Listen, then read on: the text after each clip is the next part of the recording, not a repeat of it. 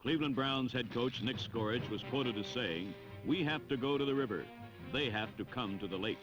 Despite appearances, the lake he referred to, Lake Erie, was outside, not inside Cleveland's Municipal Stadium last Sunday.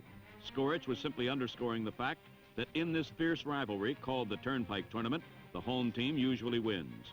Despite the rabid support of Steeler fans that drive the 90 miles that separates the two cities, Pittsburgh has not won in Cleveland since 1964, 8 games ago. Conversely, the Browns have lost 4 straight at the River, Pittsburgh's Three Rivers Stadium. As is their tradition, the Browns are making their typical late run for the playoffs this year. Cleveland's consistency in winning year after year is one of the more remarkable achievements in sport, considering the feast or famine histories of most NFL franchises. What is unusual is that the Browns are relying not on their offense, but on a vastly improved defensive squad. Ranked number 1 in their conference most of the year, the heart of the unit is the fine pair of tackles, number 71 Walter Johnson and number 72 Jerry Shirk.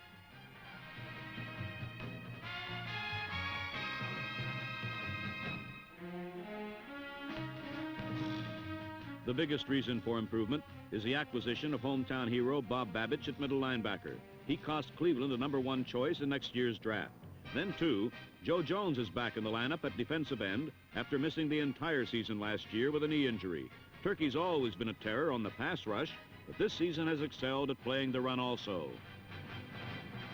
The Cleveland defense's finest moment came only last week when they shut out the explosive Oakland Raiders until the final minute of play when a field goal was kicked against them. So Cleveland went into this game with the momentum of their big win over the Raiders. Pittsburgh, on the other hand, was upset by the Denver Broncos the week before. Still, the Steelers hold a 1-1/2 game lead over the second-place Browns, who have the league's toughest schedule ahead of them, all of them road games.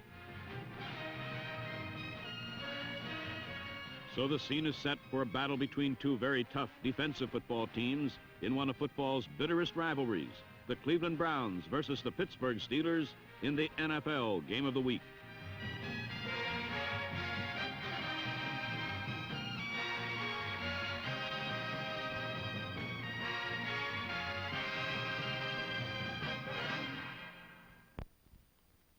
Pittsburgh had first possession, and starting quarterback Terry Hanratty's first pass was a big one. It was perfectly thrown between 3 Cleveland defenders to John McMakin, the second-year tight end. Hanratty's first pass turned out to be the last pass of the day for him. Watch his right wrist as he tried to break his fall after being hit by Jerry Shirk. Monday morning x-rays would disclose no fracture, merely a severe sprain of the wrist. Nevertheless, Hanratty, the number 2 quarterback, like Terry Bradshaw, the number 1 passer, was out of the game.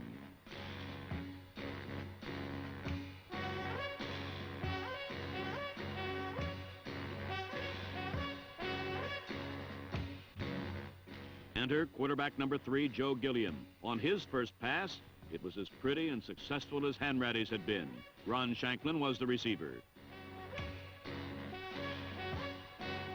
In 2 tries, Pittsburgh had burned the Cleveland secondary twice. From the Cleveland 13, Joe Willie Gilly, as he calls himself, with plenty of time to throw, speared Ron Shanklin in front of Clarence Scott in the end zone, and Pittsburgh had a touchdown. Shanklin had 2 big catches on Scott, Cleveland's best defender, and Pittsburgh's 3rd-string quarterback, Joe Gilliam, had put them in the lead 7-0.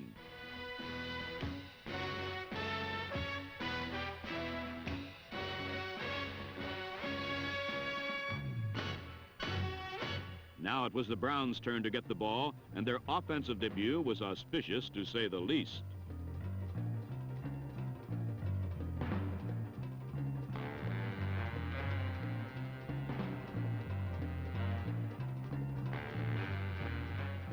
Scatback Billy LaFear had bobbled the ball to the 22, but Cleveland got no further against the steel curtain of Pittsburgh's defense. Tom Keating, starting today in place of Ernie Holmes, led the assault on Leroy Kelly, and Pittsburgh soon had the ball again. On 3rd down, despite a ferocious rush by Jerry Shirk, Joe Gilliam unloaded a perfect pass to Frank Lewis, who had beaten Ben Davis. Lewis's hands beat him, and Pittsburgh punted. This time, Cleveland's offense clicked. Mike Phipps rocketed a pass to Kenny Brown, who had beaten Jack Ham on a circle route, and Brown was off and running.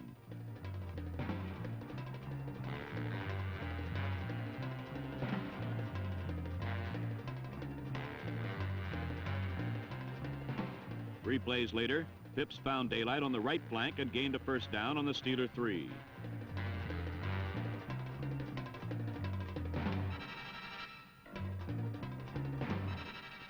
From the end zone, watch center Bob DeMarco and guard Gene Hickerson move their men just enough for Phipps to sneak in behind them with a touchdown that evened the game at 7.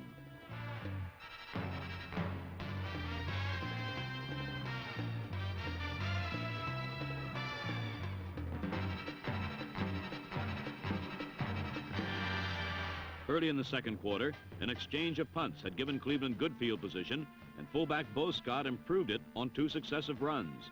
In this quarter, Cleveland was employing its number 2 backfield, with Scott and Greg Pruitt replacing Kelly and Brown.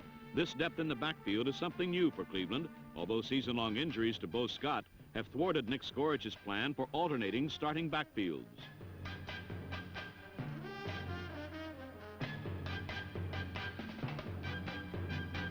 From the 15, Mike Phipps faked to Scott and had Greg Pruitt alone in the end zone for Cleveland's second touchdown of the day. This is another dimension the diminutive Pruitt brings to the Cleveland attack. His speed and extraordinary moves are well documented, but Pruitt has excellent receiving ability, as well as being a devastating blocker for such a small man. Cleveland has broken the rookie in slowly, but as the second half of the season progressed, Pruitt's role has increased in importance. A repeat of the score in slow motion shows the fake to Scott took number 53 middle linebacker Henry Davis out of the play, while the Browns line cleared out all Steelers in the area. The result was Mike Phipps had plenty of time to let Pruitt outrace his defender, All-Pro linebacker Andy Russell, number 34. The perfect pass found Pruitt 2 steps in front of his man. Once again, the little scatback showed the fans that Pruitt could do it, and the Browns were out in front of the Steelers 14-7.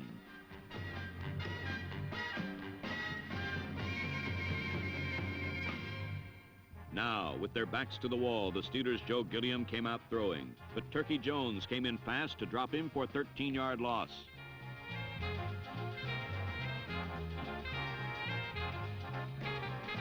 But on 3rd and 23, Gilliam pulled off another big play.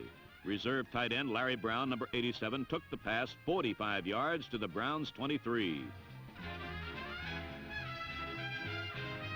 A repeat shows the play from the vantage point of number 29, the strong safety, Walt Sumner. Playing the zone, Sumner had dropped deep and could not recover in time to stop Brown from infiltrating the empty seam in the zone coverage between cornerback Ben Davis, number 28, and himself. But here, Sumner, usually a sure tackler, missed completely, and Brown was on his way toward pay dirt. Only a great effort by Bob Babich saved the touchdown.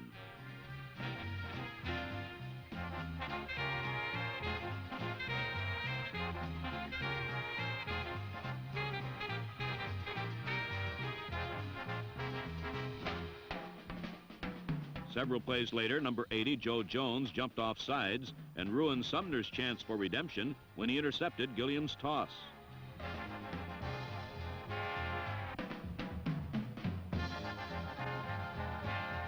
The Browns' defense did, however, force the Steelers to go for 3 points instead of 6, which they got from Roy Gerela despite the poor footing.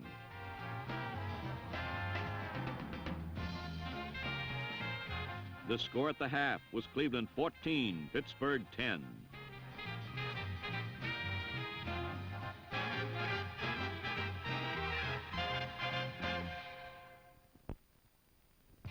Leading 14-10, Phipps began the second half by throwing and very nearly got stung. John Rouser's near miss began a half of almost total frustration for Pittsburgh. The Steelers' second half game plan was much more basic, as Gilliam handed off 6 straight times to Preston Pearson.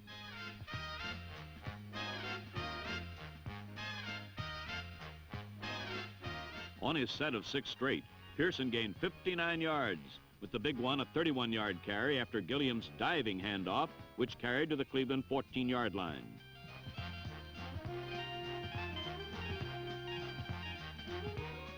The Pittsburgh offensive line was opening huge holes in the Cleveland defense defense, and on Pearson's last carry of the drive, he gained 6 more yards to bring up a 2nd and 4 from the 8-yard line.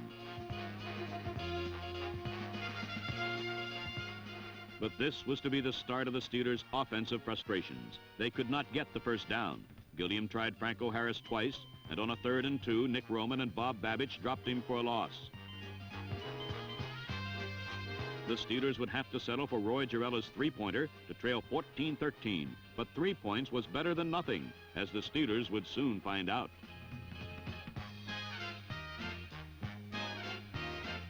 The Steeler defense seemingly never tires of setting up the offense in super field position, and Mike Wagner's interception did just that on the Cleveland 33. But the Steelers' second drive of the half would end even more dismally than their first. After a pass for first down, Pearson pierced for 8 yards to bring a 2nd and 2 on the Browns' 10-yard line. 2 plays gained but 1 yard, and on 4th and 1, Gilliam again wanted Harris. For the second time in the second half, Pittsburgh had been inside the Cleveland 10. They had gotten 3 points on their first drive. On their second, they were shut out. But they had not yet reached the full height of their frustration. For the third time in the half, the Steelers' defense stopped the Cleveland attack, nearly trapping Fitz for a safety and forcing a punt from deep in Cleveland territory. After a short punt, the Steelers started their third possession of the half on the Cleveland 32, but this drive would yield -2 yards as number 50, John Garlington, held his ground and trapped Harris for a loss. To make matters worse, Girella then missed a 41-yard field goal, and the Steelers had used up 3 excellent scoring opportunities and still trailed by a point going into the fourth quarter. At the start of the fourth quarter, the Browns made their first significant gain when Phipps hit Leroy Kelly swinging out of the backfield for a 36-yard gain. Phipps to Kelly moved the Browns into Steeler territory for the first time in the half, but then they added a third man to their act.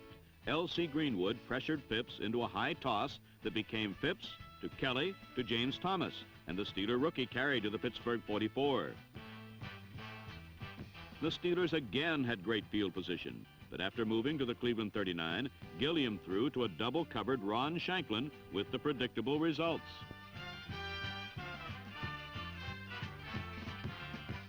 Clarence Scott's interception ended Pittsburgh's 4th scoring threat, as the Browns put on a textbook display of the bend but don't break theory of defense. Somehow, the offensive frustrations of the Steelers did not take the life out of the defense. 3 plays after Scott's interception, Greenwood again pressured Phipps. This time got a piece of his arm and forced another interception, this time by John Rouser.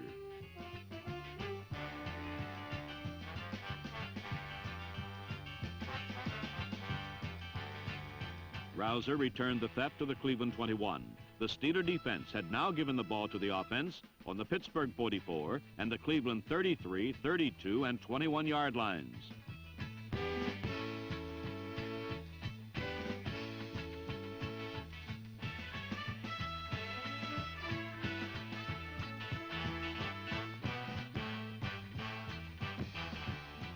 With such great field position, it was only a matter of time before the Steeler offense capitalized, but not in the way they would have liked. They reached a 3rd and 1 situation on the Cleveland 12, but when Gilliam again tried Harris, middle linebacker Bob Babich, number 60, plugged the hole, and Harris was again stopped short of the first down.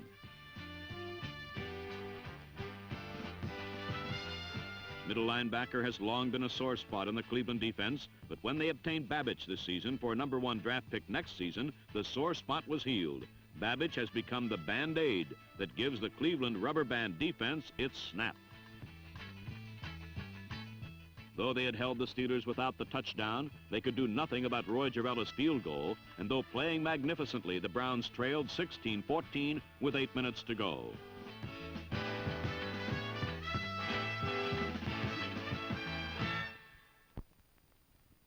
The Steeler defenders weren't playing badly themselves, and their lead seemed safe, especially after Frank Pitts dropped what might have been a touchdown. If the Steelers could now hold onto the ball, their inability to score wouldn't matter. They had been able to move outside of scoring range, and if they could do it again, they could use up much of the remaining time. But But when faced with a 3rd and 7, Gilliam tried to pass. He could find no one open, and rather than take his loss, Gilliam hung tough in the pocket for too long.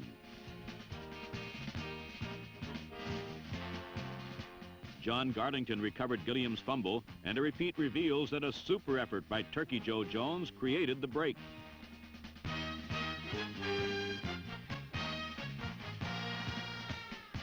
Jones, number 80, hurdled Gordon Gravel to get his shot at Gilliam, but Gilliam stepped up in the pocket, and though this forced Jones to overrun him, Turkey Joe was still able to get stopped, get back in the play, forcing the fumble as Gilliam tried to pass. Garlington also made a super effort, outracing both Ray Mansfield and John Kolb for the ball. The Browns' recovery came with 4 minutes to play. There was enough time, certainly, but the Browns' offense had been held to just 78 yards thus far in the half, 36 of that on one play. But then they got 43 yards on one of the most remarkable plays of this or any season.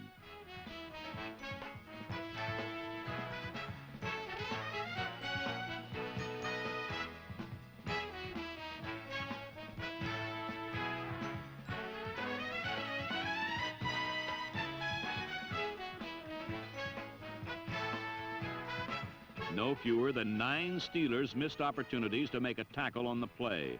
Only the super slow camera can accurately describe what happened.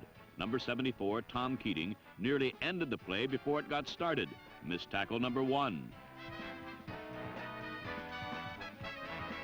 L.C. Greenwood, Joe Green, and Dwight White collided in their efforts to get to Phipps. Missed tackles 2 through 4.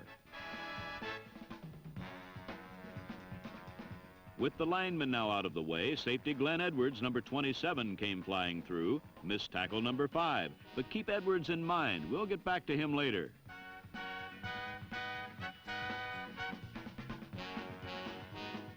Phipps's pass came to rest in Greg Pruitt's hands, and the fun continued.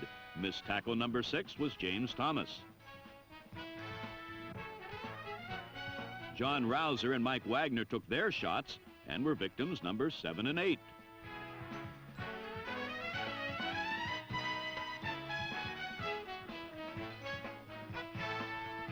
Pruitt made Mel Blunt the 9th victim, but his trip ended when Glenn Edwards, remember him, returned 50 yards downfield and finally ended the play.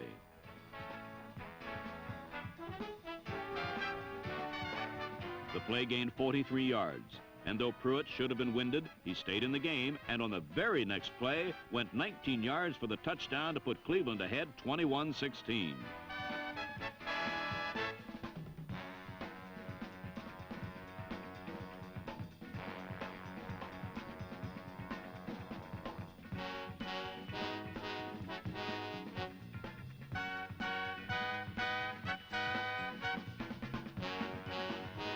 On 2 successive plays, Greg Pruitt had been the big man and was justifying the additional playing time he was receiving.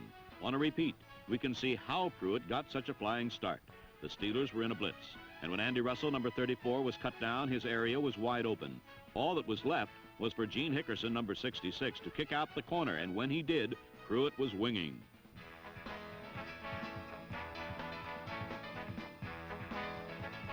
It was fitting that Hickerson would throw the big block, for the 16-year veteran from Ole Miss was playing before the hometown crowd in his last regular season game. His block enabled Pruitt to score with just 75 seconds left, but the game was far from over.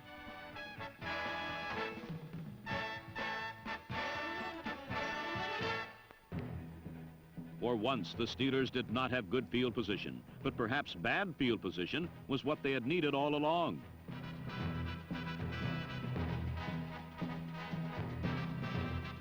First, Gilliam found Ron Shanklin for 34 yards to the Cleveland 47.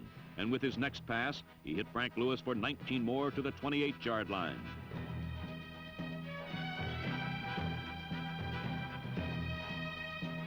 For his 3rd consecutive completion, Gilliam went back to Shanklin, and his leaping grab brought the ball to the Cleveland 15.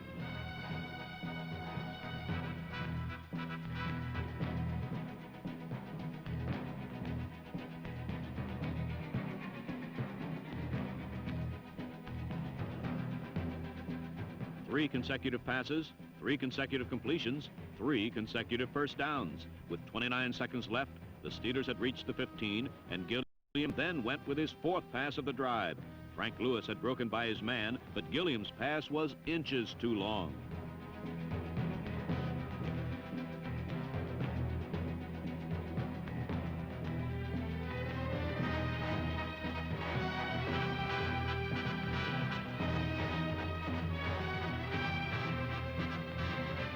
Three more passes followed, but none was even close. And Lewis lay in the end zone, symbolizing the frustration that the entire Steeler team was feeling, as the inability to score, when presented the opportunities, led to Pittsburgh's downfall, a 21-16 loss to the Browns. When it was over, Cleveland players and fans mobbed their tiny hero, Greg Pruitt. His touchdown was the margin of victory for Cleveland, a victory that brought the Browns to within just a half game of the Steelers in the AFC Central Division. In 2 weeks, the Browns had made up 2 full games on the Steelers, whose once fat cushion is now an uncomfortable thrown at best. A half-game lead with 3 games to play. The AFC Central Division has a pennant race once again.